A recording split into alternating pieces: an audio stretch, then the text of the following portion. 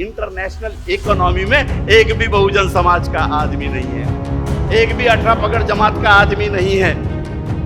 इतना बड़ा संकट इस देश में आया हुआ है। मिळालेल्या मतदानाच्या अधिकाराचा शस्त्र म्हणून वापर करून आपण भारताच्या स्वातंत्र्याचे रक्षण केले पाहिजे। या देशामध्ये कोणाला मत द्यायचं आणि काय द्यायचं ते निवडणूक घोषित झाल्याच्या नंतर पाहू, पण आज हे ठरवून टाकू। बापू, तुला तर आता पुढच्या वेळेस मी येऊ देणार नाही, हे ठाम आहे। मोहन भागवतांचे पाय चटत असतील, मोदीच्या पालखीत बसले असतील, भाजपचे दलाल झाले असतील, या लोकांना आंबेडकरी समाजामधून तडीपार करायचं काम आपण आता केलं पाहिजे। लोकशाही को बचाना है, भाजपा को हटाना है। लोकशाही को बचाना है, भाजपा को हटाना है। लोकशाही को बचाना है, भाजपा को हटाना है। आम्ही भारताचे लोक, भारताचे एक सार्वभौम समाजवादी धर्मनिरपेक्ष लोकशाही गणराज्य घडविण्याचा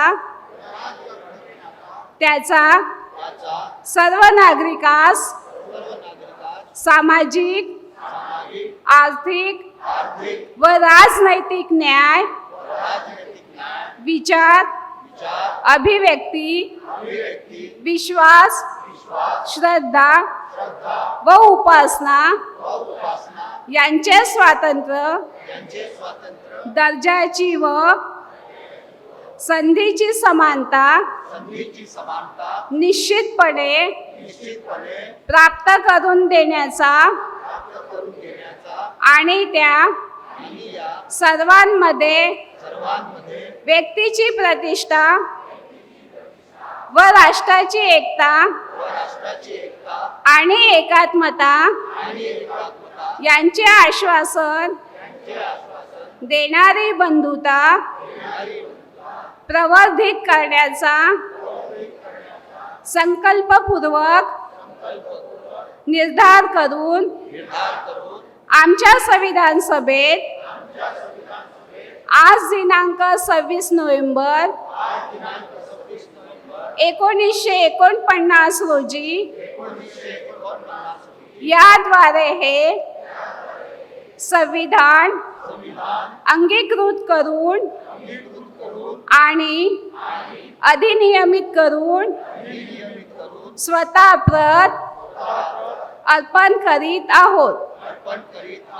मिळालेल्या मतदानाच्या अधिकाराचा शस्त्र म्हणून वापर करून आपण भारताच्या स्वातंत्र्याचे रक्षण केले पाहिजे।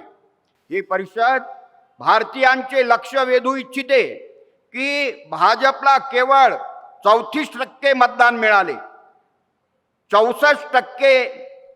66% मतदान त्यांचे विरोधात पडले, परंतु विरोधक विभाजित झाले असून भाजपने कूटनीती दहशत व लालूच दाखवून पक्षीय विभाजन घडवून आणले। हे विभाजन झाले नसते तर भारतीय जनता पक्षाला सत्ता मिळालीच नसती। म्हणून ही परिषद निर्धार करीत आहे की लोकशाही आणि संविधानाचे रक्षणासाठी एक स्वातंत्र्याची लढाई समजून भाजपच्या उमेदवाराला ज्या ज्या मतदारसंघात जो कोणी टक्कर देणारा, कोणत्याही पक्षाचा, कोणत्याही धर्माचा, कोणताही व्यक्ती उमेदवार असेल त्याला सर्वांनी मतदान केले तरच विरोधकाचे विभाजन टळेल आणि भाजपचा पराभव होईल। भाजपला सत्तेपासून दूर ठेवणे म्हणजे संविधान व लोकशाही वाचवणे होय। या संवैधानिक आणि सविनय मार्गाचा अवलंब करून आपण आपले स्वातंत्र्य अबाधित ठेवू शकतो, असा प्रस्ताव ही परिषदेसमोर मी ठेवित आहे। या प्रस्तावावर ही परिषद चर्चा करेल। परिषदेनंतर लोकसभा निवडणुकीपर्यंत जनतेपर्यंत जाऊन जनजागृती करेल असे ही परिषद ठरवित आहे। हा ठराव आहे, हा ठराव आमच्या स्वातंत्र्याचं डिक्लेरेशन आहे। डिव्हायडेशननी संविधान आणि लोकशाही नष्ट केल्या जात आहे. जे जे डिव्हायडेशनमध्ये हातभार लावतील ते संविधानाचे, लोकशाहीचे आणि या देशाचे शत्रू समजल्या जातील. डिव्हायडेशन हे आमच्यासाठी कोणाहीसाठी समर्थनीय नाही. उद्या मी जरी एखाद्या डिव्हायडेशनचा प्रयत्न केला तरी तुम्ही लोकांनी माझा विरोध केला पाहिजे. कारण डिव्हायडेशनमुळं देशद्रोही लोक सत्तेमध्ये आलेले आहेत. आणि म्हणून ही जी परिषद घेतली, या परिषदेची पावती नाही, या परिषदेची वर्गणी नाही. तुम्ही जे आलात प्रत्येकानं 200 रुपये प्रतिनिधी शुल्क देऊन इथे आलेला आहात. 10 लोक आले असते तरी चाललं असतं, 10 लोक आले असते तरी चाललं असतं.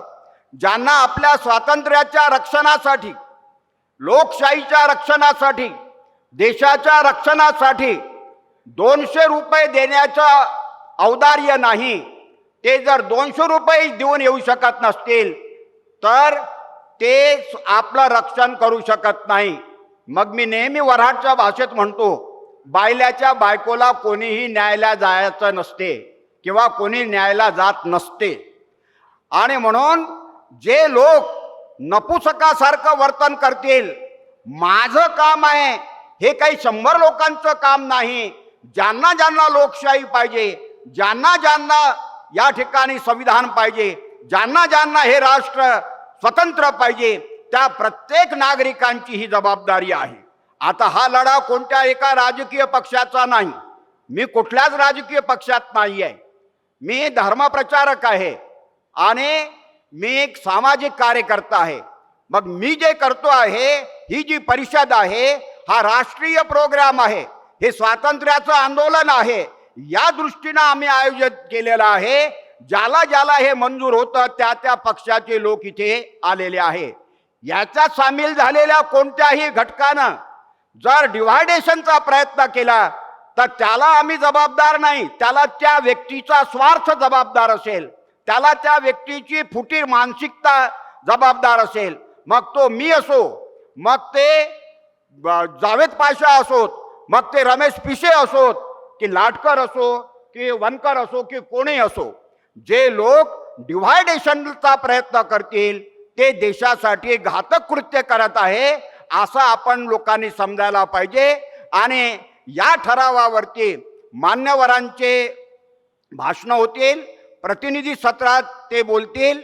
एका जातीचे, एका धर्माचे, एका वर्गाचे, एका संघटनेचे, एका पक्षाचे हे लोक इथे नाहीत. हे आम्ही भारतीय, आम्ही सारे भारतीय म्हणून आम्ही या ठिकाणी एकत्र आलेलो आहोत. आपण सर्वजण त्याला सहकार्य करावं. इथं कोणी पुढारी नाही, इथं कोणी मोठा नाही, कोणी लहान नाही, कोणाचं स्वागत नाही, कोणाला हारतुरा नाही आणि कोणाचं आभार प्रदर्शन पण नाही. सगळे एका माळेतले असतील, कारण आपण सगळे क्रांतिकारी आहोत. आपण देशाच्या रक्षणासाठी ह्या जन आंदोलनाचे एक सैनिक आहोत. की ज्याची मातृभूमी, पितृभूमी, पुण्यभूमी हे तिन्ही जर का भारत देश असेल तर तो हिंदू. याचा अर्थ काय झाला? दोनच लोकांची पुण्यभूमी बाहेर आहे, एक मुस्लिम आणि एक ख्रिश्चन. म्हणजे पूर्वीपासून या दोन धर्माविषयीचा जो द्वेष आहे तो द्वेष पसरवण्याचं काम जे आहे ते RSSने आपल्या विचारधारेप्रमाणे केलेलं आहे. आज दुर्दैवाने ते सत्तेत आहेत आणि सत्तेत असल्यानंतर तुम्हाला हीच विचारधारेचं पालन करताना ते दिसतील. हा संविधानाला खराखुरा धोका आहे.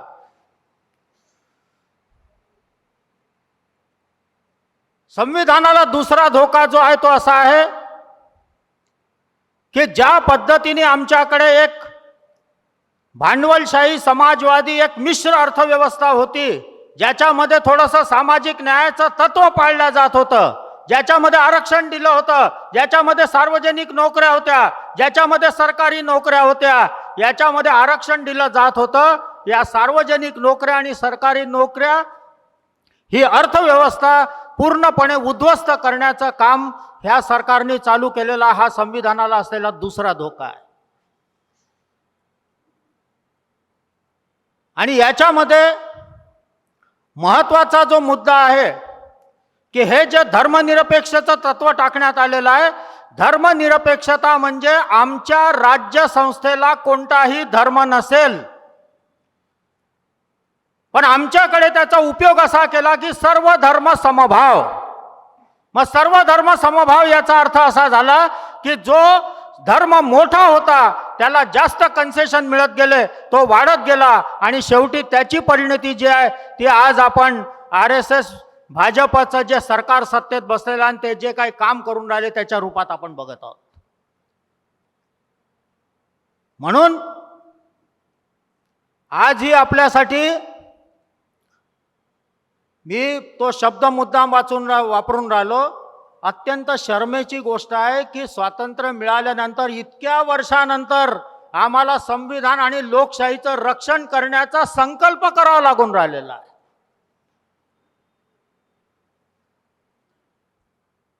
या परिषदेच्या ठरावानुसार मी यावर वेळ संपत आलेली आहे, मी जास्त बोलणार नाही. आज आपल्या समोर शेवटी जे आवाहन करण्यात आलेलं आहे की हे हिंदुत्ववादी कॉर्पोरेट गठजोड असणारं जे सरकार आज सत्तेत आहे,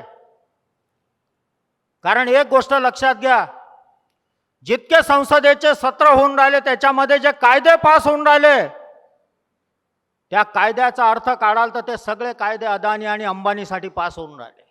सगळे कायदे पाहून घ्या तुम्ही. मित्रांनो, पूर्वी आमच्या देशामध्ये राजेशाही होती, खाजगीकरण होतं, कुठं नोकऱ्या मिळत होत्या सामान्य लोकांना. हे संविधान स्वीकारल्यानंतर जी मिश्र अर्थव्यवस्था आपल्या देशात आली, ब्रिटिशांनी ज्या पद्धतीने प्रशासनिक व्यवस्था आणली त्याच्यामध्ये ज्या नोकऱ्या आणल्या म्हणून आपण आरक्षण मागू शकलो. अर्थात त्याच्यामध्ये अपवाद छत्रपती शाहू महाराजांचा आहे, हे विसरून चालणार नाही. त्याला कुठंतरी सुरुवात झाली आणि शेवटी या सर्व नोकऱ्या ज्या मिळत होत्या त्याच्यामध्ये आपण आरक्षणाची मागणी करत होतो. आज सरकारी नोकऱ्या उरलेल्या नाही आहेत. दरवर्षी 2 करोड रोजगार देण्याच्या नावाखाली फक्त 51,000 लोकांना कुठं नियुक्तीपत्र दिले म्हणजे मोदी साहेब आपली पाठ थोपटून घेतात आहे.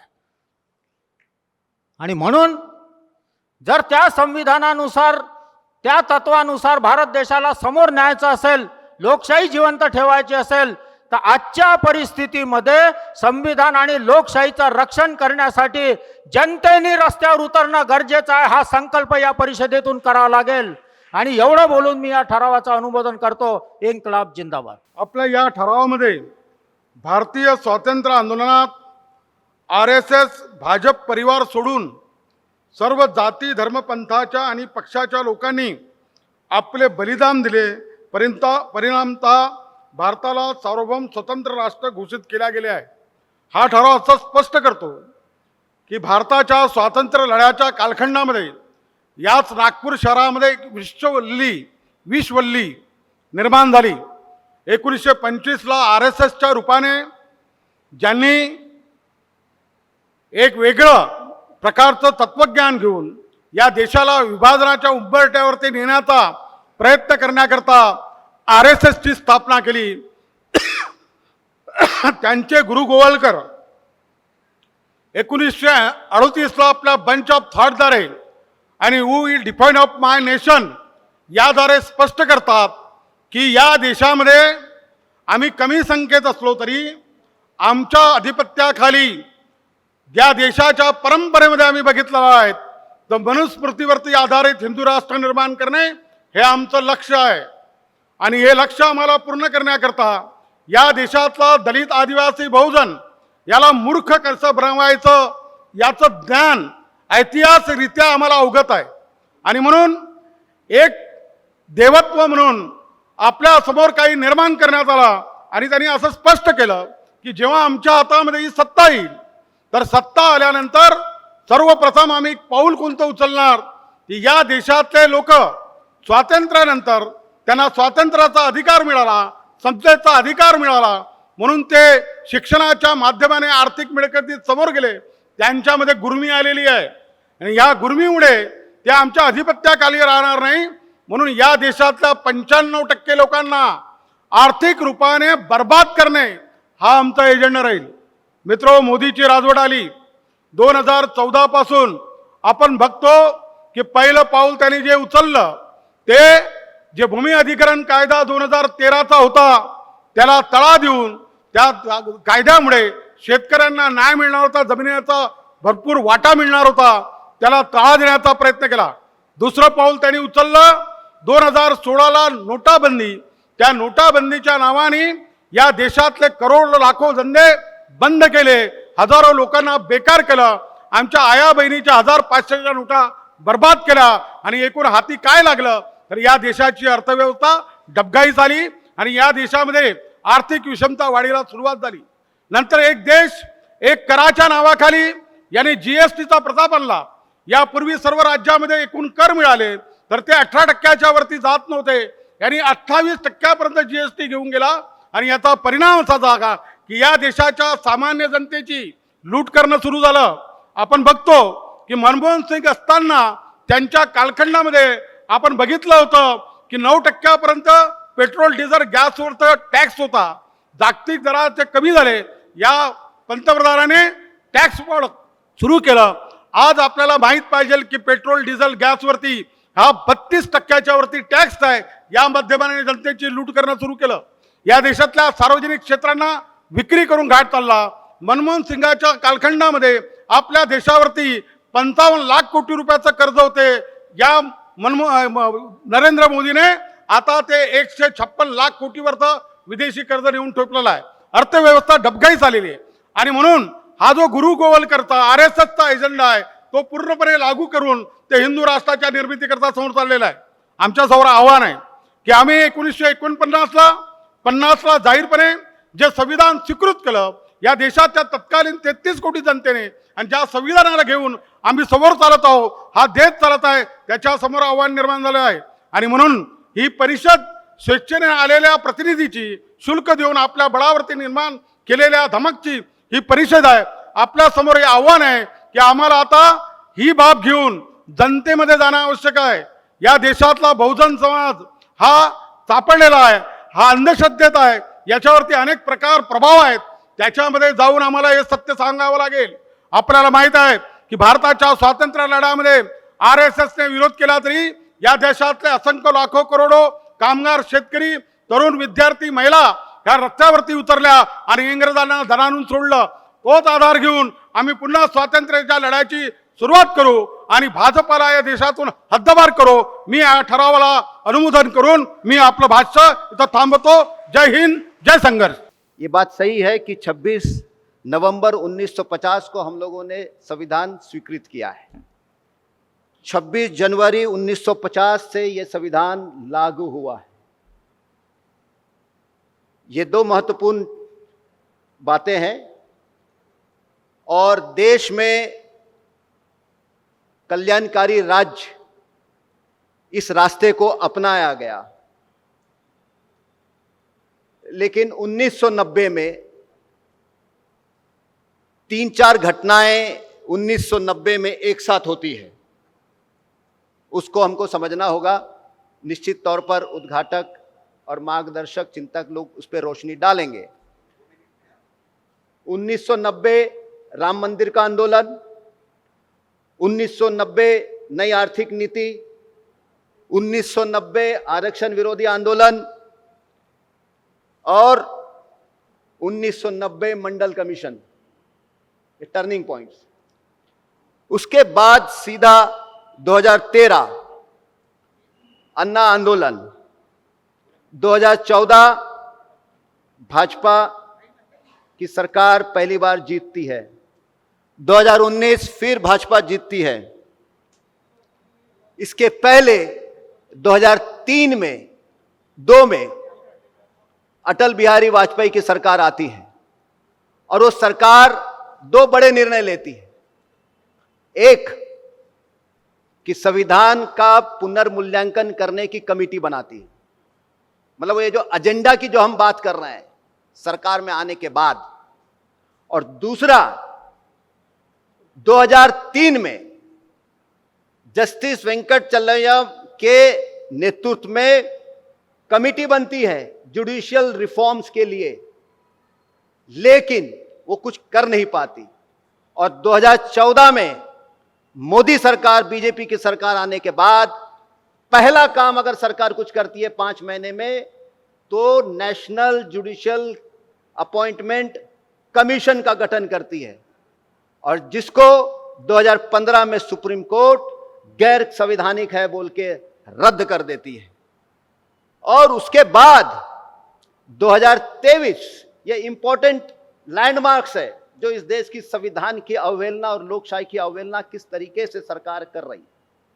2023 को चुनाव आयोग को लेकर सुप्रीम कोर्ट ने 3 सदस्यीय कमेटी बनाई,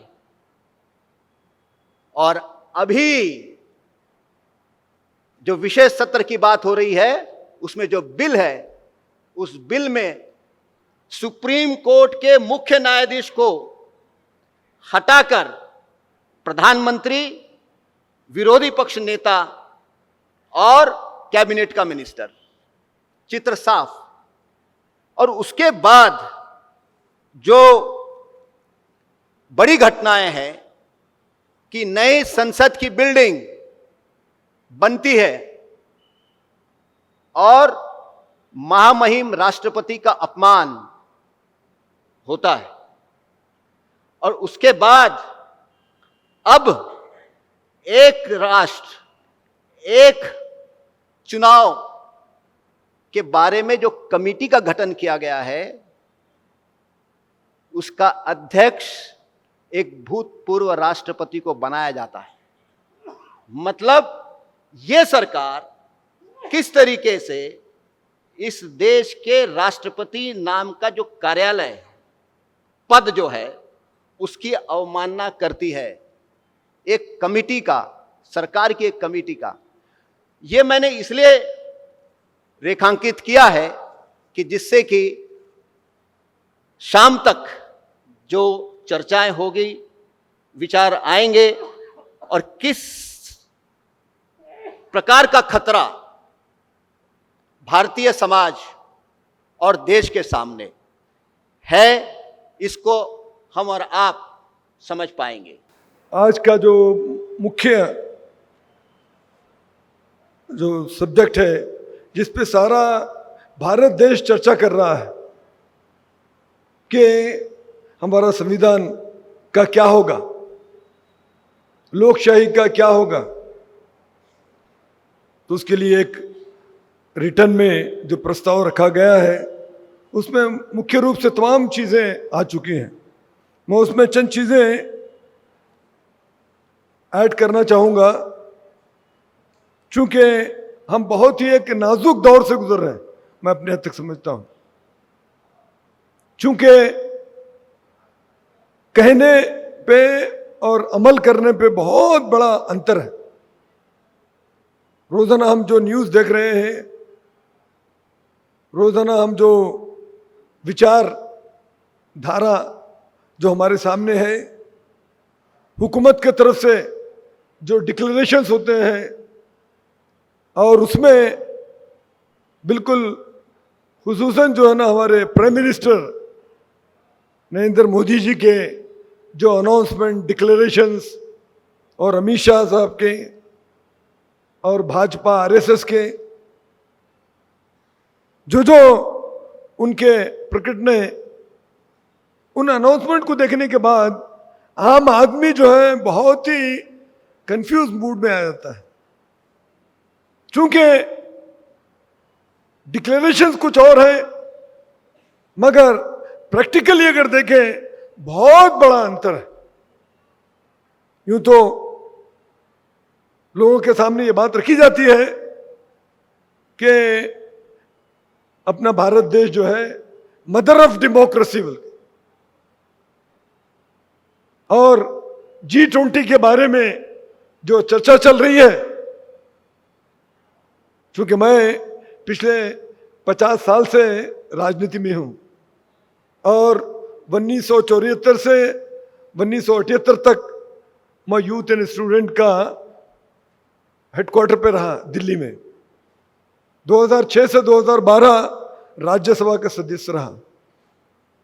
तो बहुत ही नजदीक की नजरों से इन तमाम जितने भी हुक्मरान हैं, जो रूलर्स हैं, उनके जो है ना स्टेटमेंट्स और प्रैक्टिकली क्या हो रहा है वो तमाम, उसमें कितना बड़ा अंतर है हम अपने तरीके देख रहे हैं। जहां तक मदर ऑफ डेमोक्रेसी की जो क्लेम किया जा रहा है, बहुत बड़ा मजाक है। इसलिए बोलना आसान है, मगर उसका असल पूरा जायजा ले, एनालिसिस करें तो लगेगा कि बिल्कुल ये जो ना झूठ का पलिंदा है।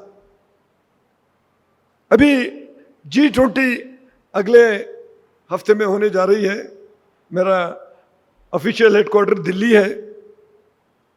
तो इससे पहले जो 40 साल पहले 1984 में नॉन अलाइन मूवमेंट की कॉन्फ्रेंस दिल्ली में विज्ञान भवन में हुई थी, तो उस वक्त 101 कंट्रीज के वहां के राष्ट्रपति या नहीं तो वहां के प्रधानमंत्री, प्रेसिडेंट या प्राइम मिनिस्टर है ना, उसमें अटेंड करने के लिए आए थे। ये तो G20 तो 20 के तक है। वहां पर 101 कंट्रीज के लोग थे। और तो फिडेल कैस्ट्रो अपनी चेयरपर्सनशिप जो है इंदिरा गांधी के हवाले की, तो पूरे टीवी पे लोगों ने देखा।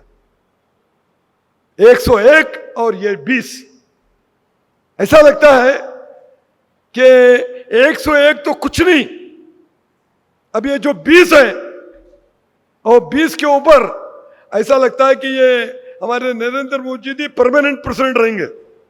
हालांकि देखे जाए तो ये जो है ना हर साल जो है ना इसका G20 का जो ना प्रेसिडेंटशिप बदलती है।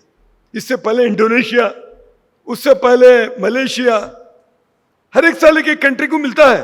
अब हमको जो है ना जो क्या मिला वो समझ में नहीं आता, आसमान फट गया है। जो दिल्ली में जो बंदोबस्त, पता नहीं है एयरपोर्ट से मैं पार्टी हेडक्वार्टर को जाने के लिए कितने रुकावटें आएंगे पता नहीं, क्योंकि G20 की मीटिंग हो रही। हालांकि 101 की जो नॉन अलाइन की मीटिंग भी हमने देखा, कितना हम्बल तरीके से हुआ। और आज जो जिस घमंड से, जिस प्रचार से, जिस तरीके से किया जा रहा है, अरे कितने 20,000 जो है ना तमाम कमांडोज को और सेंट्रल रिजर्व पुलिस फोर्स को, पता नहीं 10 दिन पहले CPM हेडक्वार्टर में हरकिशन सुरजीत भवन पे इस गवर्नमेंट के पॉलिसीज के ऊपर बातचीत होने के लिए एक सभा आयोजित की, जिसमें तमाम पॉलिटिकल सेक्युलर पार्टीज के लोगों के साथ प्रोफेसर, जर्नलिस्ट भी थे। तो फौरन पुलिस आ गई वहां पर। नहीं, आप नहीं कर सकते, उसका परमिशन कहाँ है? अरे close door meeting, hall meeting में परमिशन की जरूरत नहीं है। कोई मैदान में अगर कर रहा है तो पब्लिक मीटिंग के लिए जरूरी है कि हमें जो है ना परमिशन ले, पुलिस परमिशन। तो बड़ी आश्चर्यजनक बात है कि हमको अपनी बात करने की आजादी नहीं है। ये हुकूमत कैसे चल रही है? हुकूमत में नुक्स क्या है, अच्छाई क्या है? दो भी बात करेंगे हम। अच्छाई कर रहे तो उसकी भी बड़ाई करेंगे। ये बात नहीं कि हम खाली ब्लैक चश्मा लगा के देख रहे हैं, वैसा नहीं है। हम वाइट चश्मे से देख रहे हैं। कोई अच्छा काम हुआ तो बराबर, जैसे चंद्रयान की जो बात है, सब लोग तारीफ की है, हाँ भाई बहुत अच्छा काम हुआ। इंडिया का नाम जो है ना पूरी दुनिया में ये हुआ कि हम जो ना साउथ पोल की तरफ, जहां पर हमेशा अंधेरा रहता है, वहां पर अच्छाई को अच्छाई बोलेंगे, उसकी बड़ाई करेंगे, तारीफ भी करेंगे। जहां पर तुम जो है ना पब्लिक पे अत्याचार कर रहे हैं, उनके साथ नाइंसाफी कर रहे हैं, तो उस मामले में भी बोलने का हमको बराबर पूरा भरपूर आजादी है, हमको बराबर बोलेंगे, कोई रोक टोक नहीं हो सकती उसके लिए। मगर अब हम देख रहे हैं कि मदर ऑफ डेमोक्रेसी बोलने वाले जो है ना, इस लोकशाही को कर्व करने के लिए कई किस्म की पाबंदियां लगा, फिर भी कहा जा रहा है कि मदर ऑफ डेमोक्रेसी। खैर, अपने आप शेखी बगारना, अपने आप सेल्फ डिक्लेरेशन करना कोई मुश्किल बात नहीं है। अरे तुम्हारे बारे में दूसरे लोग बोलना, अपनी बड़ाई अपन कोई भी कर लेता। आजकल का दौर इंटरनेट का दौर है, आर्टिफिशियल इंटेलिजेंस का दौर है, हर एक को पता चल रहा कि आप क्या कर रहे हैं। पब्लिक की सुविधा के लिए पब्लिक के वेलफेयर प्रोग्राम तुम्हारे क्या है, क्या रोड़े आप अटका रहे हैं पब्लिक के लिए, और तुम्हारी पॉलिसी से फायदा किसको हो रहा? क्या आम जनता को हो रहा, मजदूर वर्ग को हो रहा, किसान को हो रहा? आपके जो पॉलिसी से सिर्फ कारपोरेट, वो भी खुसूसन अदानी नंबर 2 पे अंबानी है। जेपीसी के बारे में जब मैं पार्लियामेंट में था, राज्यसभा में, जेपीसी के बारे में यही अपोजिशन भाजपा जो है ना, कई मर्तबा बहुत शोर मचाई। तो उस वक्त कांग्रेस गवर्नमेंट ने, ठीक है, अगर आप समझते हैं कि इसके ऊपर जेपीसी ज्वाइंट पार्लियामेंट्री कमेटी लगाएंगे। ये पहली मर्तबा नहीं जो अदानी के लिए जेपीसी, ये 6th शायद जेपीसी, अगर मैं गलत हूं तो करेक्शन किया जाए, मैं समझता हूं 6th जेपीसी अगर ये कायम हुई। पूरा एंटायर अपोजिशन कई मरतबा वॉकआउट किया, मगर टच से मिस नहीं हुई, जू नहीं चली हमारे प्रधानमंत्री को। क्यों? अरे जेपीसी में भी आपकी मेजॉरिटी होती, आपको डर किस बात का है? मेजॉरिटी आपकी है, मगर उसके बावजूद लाख कोशिश हुई, मगर इस बात को मानने के लिए तैयार नहीं। चूंकि ऐसे कई चीजें सामने आ जाएंगी पब्लिक के, हिंडनबर्ग रिपोर्ट तो है, उसमें कई चीजें ऑलरेडी आ चुकी, मगर जेपीसी में और भी उन तमाम चीजों में डिटेल्स जब आ जाएंगे तो हुकूमत अपना मुंह नहीं दिखा सकती। 100 पब्लिक सेक्टरचे 100 हा, पोर्ट, रेल्वे, संरक्षण साहित्य, पेट्रोलियम, लोहमार्ग, हवाई मार्ग, 100 हा, 100 पब्लिक सेक्टरची उपक्रम विकू, नाही दुरुस्त केलं, मग भाड्यानं देऊ, हो किती आनंद होईल, किती मज्जाच मज्जा, मज्जाच मज्जा। ती मंत्र नाही बाई, ती मंत्र नाही बाई, प्रेस कॉन्फरन्समध्ये किती किती मज्जा म्हणे, 1.5 लाख कोटी रुपये वर्षाचे भाडं मिळेल।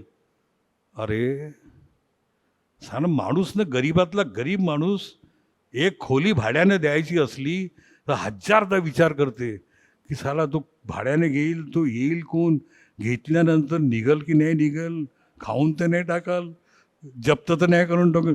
खोली देताना 1000दा विचार करणारी ही भारतीय माणसं तुम्ही भाड्याने देऊन टाकलात, कोणाला विचारलात, व्हाईट पेपर काढलात, तिथल्या युनियन्सला विचारलात, तुम्ही विधिमंडळामध्ये चर्चा केलीत, न विचारता न चर्चा करता, एक शब्द न बोलता तुम्ही भाड्याने देऊन टाकलात, तुम्ही 20-25 वर्षाचा करार करून टाकलात। कालपर्यंत तिथे आरक्षणाचं तत्व लागू होत होतं, तो भाड्याने घेतल्याबरोबर तो माणूस म्हणतो मी आरक्षणाचं मान्य करत नाही। अरे काय लावलाय तुम्ही? या पोरांनी काय करावं, या पोरींनी काय करावं? वर्ष ती पोरं अशी उभी स्वप्नामध्ये जळून राहिले आहेत। पाऊस नाही पडला, पीक वाढलं, शेतकरी रडतो, परंतु दुःख समजून घेतो, अवर्षण आला समजून घेतो, निसर्गाचा मार आहे, काय करू. परंतु विहिरीमध्ये तुडुंब पाणी आहे, जलाशय भरू नये, जमीन कसदार आहे, पीक ताजा आहे रे, बी ताजा आहे. तुम्ही पाणी सोडत नाही यार, पीक जाळून राहिले आहेत. हे शोषण भयंकर आहे बरं. अरे पावसानं पाणी नाही दिलं तर निसर्गाचा मार आम्ही समजू शकतो. हे मानवनिर्मित संकट. तुम्ही विहिरीला जलाशयामध्ये पाणी असताना सुद्धा तुम्ही पाणी बंद करून टाकलात. पीक जळून आलंय. ते धोरण तुम्ही कसं करताय? हा शोषणाचा हा नवा आविष्कार, शोषणाची ही नवीन किमया, ही एक्सप्लॉयटेशनचा हे नवीन भानगड हलाल केल्यासारखी, हतबल केल्यासारखी, जी कालपर्यंत पिढी अशी हलाल होत होती, खाली मान टाकून जगत राहिली, आज ती पिढी निराशेनं, त्रस्त होऊन, बेजार होऊन खाली मान टाकून जगायला बाध्य करायचा तुमचा डाव असेल, चांगलं नाही आहे हे. आणि तरी तुम्ही म्हणता की आम्ही धर्मवादी आहोत, आम्ही देवधर्मवादी आहोत, आम्ही विशिष्ट धर्माचे आहोत, आम्ही विशिष्ट धर्माचं राष्ट्र करू. अरे काय काय तुम्ही सांगता यार. तेही मला समजत नाही कधी कधी की जगामध्ये तर एकही ख्रिस्ती राष्ट्र नाही आहे, जगामध्ये तर एकही बौद्ध राष्ट्र नाही आहे. जेवढी विकसित राष्ट्र आहेत, जे डेव्हलप्ड कंट्रीज जे आहेत, ती सगळी बौद्ध आणि ख्रिस्ती आहेत. मग ती अमेरिका असो, इंग्लंड असो, ऑस्ट्रेलिया असो, जपान असो की चीन असो, 70-80-90% त्या त्या धर्माची लोक तिथे असतात. ते बौद्ध बहुल आहेत, ते ख्रिस्ती बहुल आहेत. तुम्ही उदाहरण कोणाचं देता? 57 मुस्लिम राष्ट्र आहेत म्हणतात. अरे काय खोटं बोलताय यार. 57 मुस्लिम राष्ट्र आहेत, ते मुस्लिम बहुल आहेत. 57 मुस्लिम राष्ट्र आहेत ना. पण सगळ्यात मोठं राष्ट्र कोणतं आहे? पाकिस्तान, ज्याची लोकसंख्या 22 कोटी आहे. दुसऱ्या क्रमांकाचा मुस्लिमांची संख्या भारतामध्ये आहे, जे 20 कोटी आहेत. तिसऱ्या क्रमांकानं इंडोनेशियामध्ये आहेत. तालुक्या इतकी, जिल्ह्या इतकी, बोटाच्या ठस्या इतकी छोटी छोटी बारकी बारकी अशी राष्ट्र आहेत. जिल्ह्या इतकी, काही काही तर गावा इतकी. तुम्ही लोकांची माथी भडकवण्याच्यासाठी, लोकांना गैरसमजाच्यासाठी वाटून पेटवण्याच्यासाठी सांगतं. जर इतके मुस्लिम राष्ट्र असतील तर आमचं हिंदू राष्ट्र का होऊ नये? ही नाही सांगत की ते मुस्लिम राष्ट्र नाही आहेत. एखाद दुकटा असेल, ते मुस्लिम बहुल आहेत, तेही मागास आहेत, अनडेव्हलप्ड आहेत, अत्यंत आर्थिक विपन्नतेमध्ये आहेत. त्यांचं उदाहरण देता. द्या ना मग उदाहरण ऑस्ट्रेलियाचं, द्या ना मग अमेरिकेचं, द्या ना ऑस्ट्रेलियाचं, द्या ना हॉलंडचं, द्या ना जर्मनचं, द्या ना जपानचं, द्या ना सिंगापूरचं, द्या ना चीनचं. त्यांचे का नाही देत? चीनमध्ये सुद्धा 70-80% बौद्ध आहेत. बौद्ध राष्ट्र नाही आहे, ते बौद्ध बहुल आहे. जपानमध्ये 70-80% बौद्ध आहेत. बौद्ध ऑफिशियली बौद्ध राष्ट्र नाही आहे. काही सांगता तुम्ही. लोकांच्या समोर चुकीच्या या आयडियाला देऊन, लोकांच्या माथे खराब करून, आणि आता बेकार पोरांची फौज काही काम करण्याच्या नंतर तुम्ही त्यांना अशा ठिकाणी त्यांना जागा देतात की ते आता काय काय करतात. त्या दलांची नाव सांगण्यात काही अर्थ नाही. वाईट आहे हे. साधे आहेत होय लोक. माणसं आता विचार करतात. तो हिंदू जरी असला तरी विचार करतो. अहो माणसं जिवंत माणसावर मुतायला लागली आहेत. हा देश असा नाही आहे. जिवंतपणे माणूस माणसावर मुततो. कबूतर चोरलं तर उलट टांगून मारतो. असा नाही आहे देश. तुम्ही देशाचा विकास कसा घेऊन चाललात? कुठे घेऊन चाललात तुम्ही? हा देश काय देश घेऊन का चाललात तुम्ही? ही कुठे म्हणजे तुम्ही काय करणार? ही प्रगतीची ही कोणती निखाण आहे? ही कोणते विश्वगुरुत्व आहे? ही कोणती सभ्यता आहे? हे काय सांगणार असेल? कालची तुम्ही सभ्यता सांगून हा वारसा नाही आहे. या सगळ्या प्रश्नार्थक मुद्द्यांवर जेव्हा सर्वसामान्य माणसांना आपला शत्रू कोण आहे हे जेव्हा कळते तेव्हा अर्धी लढाई जिंकलेली असते. शेवटी जाताना एवढंच सांगेन की बाबासाहेब आंबेडकरांनी यावर एक उपाय सांगितला होता. त्यांनी म्हटलं होतं 22 डिसेंबर 1952 शेवटचं त्यांचं वाक्य आहे, लोकशाहीच्या शर्थी. अत्यंत प्रसिद्ध भाषण आहे ते. वकिलांच्या आणि न्यायाधीशांच्या समोर ते भाषण झालं होतं. त्यातले अनेक मर्म आहेत. त्या मर्मातलं एक मर्म असा आहे की विरोधी पक्षाची आवश्यकता ही किती जास्त असते. तुमच्या मताच्या विरुद्ध जरी असला तरी त्याला केंद्रीय मंत्र्याचं स्थान द्यावं लागेल, त्यांना चेंबर द्यावं लागेल, त्यांना अर्थसहाय्य करावं लागेल. विरोधी आवाज कुस्करणे हे लोकशाहीचं प्रमुख अंग नाही आहे. विरोधी आवाज असू द्यावा. त्या विरोधात बाळासाहेब पुढं असं म्हणतात की कोणी राजेशाही आणि लोकशाहीत एक मूलभूत असा अंतर आहे की राजाला विचारणारं कोणी नसतं. लोकशाहीमध्ये लोकांना विचारण्याचा पहिला अधिकार आहे आणि तो अधिकार तुम्हाला, जसं मी तुम्हाला मताधिकार दिला आहे तसं तुम्हाला मी नकाराधिकारही दिला आहे. मी जसं तुम्हाला वोटिंग पॉवर दिला आहे, जसं या लोकशाहीने वोटिंग पॉवर दिला आहे तसं तुम्हाला वेटो पॉवर पण दिला आहे. त्याला बाबासाहेब म्हणतात नकाराधिकार. आज या देशामध्ये कोणाला मत द्यायचं आणि काय द्यायचं ते निवडणूक घोषित झाल्याच्या नंतर पाहू, पण आज हे ठरवून टाकू. बापू, तुला तर आता पुढच्या वेळेस मी येऊ देणार नाही हे ठाम आहे. या दिशेनं हा नकाराधिकार वापराल, ही चर्चा चालत राहील, हा दिवा तेवत राहील. ही परिषद प्रारंभ आहे, हिचा अंत कुणाला तरी हटवल्याशिवाय थांबणार नाही. इथेच थांबतो. बाबा साहेब आम्बेडकर ने संविधान को लिखकर व्यवसाय का क्षेत्र सबके लिए मुक्त किया था. उसमें योजनाएं थी. अब वो संविधान के हिसाब से मैं नहीं बता पाऊंगा, वक्त के हिसाब से सारा क्या सारा व्यवसाय क्षेत्र शिफ्ट कर दिया गया. आज बड़े व्यवसायों में दलित एक भी नहीं है. जो मुस्लिम दिखाई देते हैं उन्होंने डर के मारे अपना 50 से ज्यादा परसेंटेज इन लोगों को शामिल करके पार्टनरशिप के रूप में स्थापित किया. आज आदिवासी का कोई भी घराना फाइनेंशियल सेक्टर में नहीं है. ये छोटे मोटे धंधे, प्लॉट का बेचना, प्लॉट बनाना, छोटा मोटा बिल्डरशिप, में इसकी बात नहीं कर रहा हूं.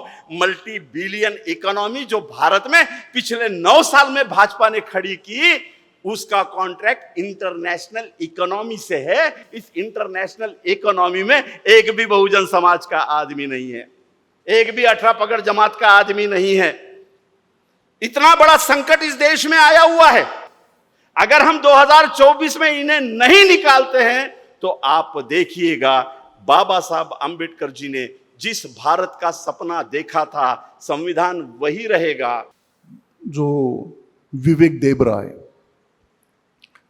त्याने जो मीटमध्ये लेख लिहिला आहे त्याचा उल्लेख, त्याचा उहापोह प्राध्यापक मेश्राम सरांनी केला. त्याच्यामागे कोण आहे? त्याच्यामागे मोदीच आहे, त्याच्यामागे RSSच आहे. हे सोडतात एक एक पिल्लू. जसं आता देवेराला लिहायला लावलं, असं पिल्लू सोडायचं. चर्चा समूहांच्या मध्ये सोडून द्यायची आणि मग चर्चेचा काय प्रतिशत असतो त्याचा अंदाज घ्यायचा. ते भिडेला पण सोडतात, त्या पोंक्षाला पण सोडतात आणि मग ते वाटेल तसं बोलतात, ते वाटेल तसं नाही बोलत. हे सांगतात त्याला तू काय बोलायचं.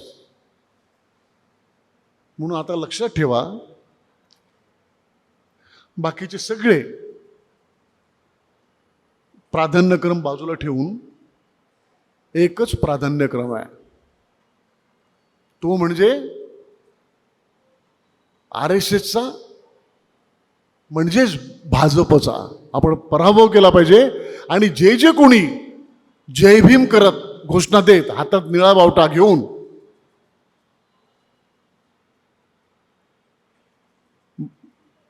मोहन भागवतांचे पाय चटत असतील, मोदीच्या पालखीत बसले असतील, भाजपचे दलाल झाले असतील, या लोकांना आंबेडकरी समाजामधून तडीपार करायचं काम आपण आता केलं पाहिजे. माझ्या दृष्टीनं ही मोदीला विरोध करणारी चळवळ जी आपण आता उभी केलेली आहे ती खऱ्या अर्थानं आंबेडकरी चळवळ वाचवण्याचं आंदोलन. आपलं आंबेडकरी चळवळ त्याचं आंदोलन वाचवलं पाहिजे, त्याची आपल्याला संधी आलेली आहे. नाहीतर ही जी आधुनिक पेशवाई जी आपल्यावरती लादणार आहे, त्यांनी लादायला सुरुवात केलेली आहे, तिचा प्रारंभ झालेला आहे.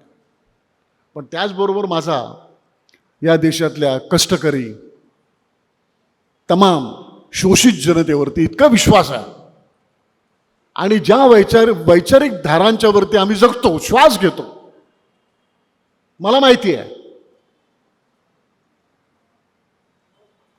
ज्या अर्थी इथे नागपुरामध्ये अशोक भाऊ आहेत, मेश्राम सर आहेत, इथली आंबेडकरी चळवळ संपणार नाही. मनापासून मला वाटतं नाही संपणार. आणि या भारतातले ज्योतिबा फुलेंना, बाबासाहेबांना मानणारे लोक, शाहू महाराजांना मानणारे लोक जेव्हा एकत्र येतील, छत्रपती शिवाजी महाराजांना मानणारे लोक एकत्र येतील आणि संघर्षात उतरतील, त्यावेळेला निश्चितपणे RSSचा पराभव झालेला असेल. हा देश कधीही हेडगेवारचा आणि गोळवळकरांचा होऊ शकत नाही. हा देश शाहू फुले आंबेडकरांचाच राहणार आहे, गांधींचा राहणार आणि नेहरूंचा राहणार आहे. ही भूमिका घेऊन चला आपण कामाला लागूया. अशोक भाऊ म्हणाले की कृती कार्यक्रम आपण 1-2 दिवसात जाहीर करू.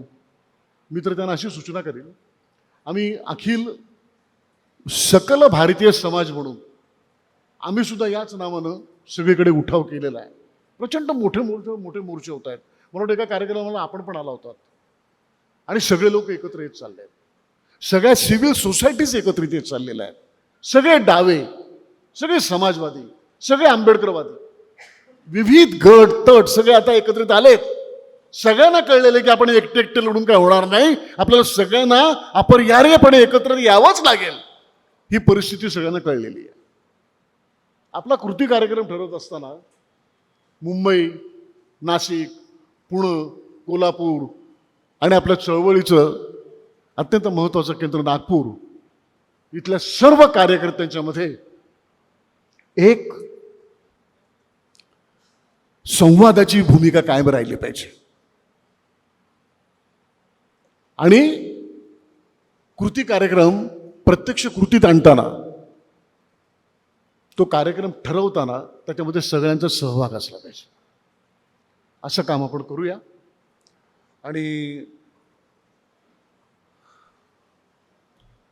मला मी काय सांगायचं ते सांगितलं, धोके सांगितले. मगाशी जे मी जयपूरचं उदाहरण दिलं ना सर, हे याच्यासाठी दिलं पाशासाहेब की फार पद्धतशीरपणे सरकारच्या दमन यंत्रणेचं, म्हणजे पोलीस यंत्रणेचं, नुसतं पोलीस यंत्रणेचंच नाही तर आर्मीचं सुद्धा सांप्रदायिकीकरण म्हणजे जमातीकरण करण्याचं काम चालू आहे.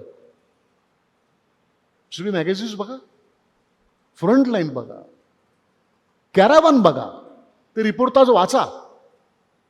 म्हणजे यांनी देश कुठल्या धोक्याच्या पातळीवरती नेलेला आहे. मग जर आपण जय भीम बोलतो तर आपलं पहिलं कर्तव्य आहे, आपण यांच्यापेक्षा संख्येने जास्त आहोत.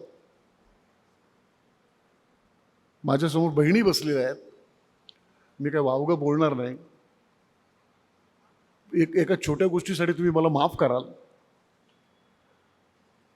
मला एवढंच सांगायचं आहे मेश्राम साहेब, सगळे आपण प्रागतिक पुरोगामी आंबेडकरवादी सगळे एकत्रित आलो आणि नुसती लघुशंका तरी केली ना तरी रेशमी बाग वाहून जाईल, एवढी ताकद आपल्यामध्ये आहे. पण आपल्याला आपली ताकद कळली नाही. काय झालेलं आहे मेश्राम साहेब, मला नेहमी असं वाटत राहिलं, मला कोणाला टोचून नाही बोलायचं. तुम्ही विचार करा ना, एका तुरुंगामध्ये, जेलमध्ये, अंधार कोठडीमध्ये तुम्हाला जर महिनाभर ठेवलं, प्रकाशाचा कुठलाही मागमूस नाही, आणि नंतर गेट खोलून तुम्हाला बाहेर आणलं आणि प्रकाशाच्या झोतासमोर ठेवलं, तुमची काय अवस्था होईल? तशी अवस्था आमच्या समाजाची झालेली आहे. बाबासाहेबांनी हा 5 वर्ष अंधार कोठडीमध्ये घणत पडलेला समाज कोठडीतून बाहेर काढला, प्रकाशात आणला आणि तो दिपून गेलेला आहे. त्याला समजतच नाही मी काय करावं. जास्त प्रकाश झालाय, प्रबोधनाचा अजीर्ण झालेला आहे. तेव्हा आपल्यामध्ये सुद्धा काही दुर्गुण आहेत, ते आपल्याला कमी करावे लागतील. काय औषधं घ्यायला लागतील. ही परिषद तुम्ही यशस्वी केलीत हे मी का बोलतो तळमळे साहेब, अहो शेतकऱ्यांनी त्या दिवशी राकेश टिकेत बरोबर एक बैठक झाली, आमची मोठी सभा झाली बरं का, ते डी राजा वगैरे सगळेच होते. तुम्हाला सांगतो मी की 1 वर्षभरापेक्षा जास्त काळात लाखो शेतकऱ्यांनी दिल्लीला घेरलं, प्रचंड मोठं आंदोलन उभं राहिलं, 700 शेतकरी मेले त्या आंदोलनात. पण हारलं कोण? मोदीला ते 3 कायदे, जे कृषी कायदे, जे शेतकऱ्यांच्यावरती थोपायचे होते, जे कॉर्पोरेट धार्जिणे होते, ते मागे घ्यायला आणि नाक घसायला शेतकऱ्यांनी भाग पाडलं. पण मला समजत नाही की या सगळ्या भारतातला कामगार का ऑर्गनाइज होत नाही, ज्याचे 44 कायदे गुंडाळून टाकले आणि 4 लेबर कोड आणलेली आहेत.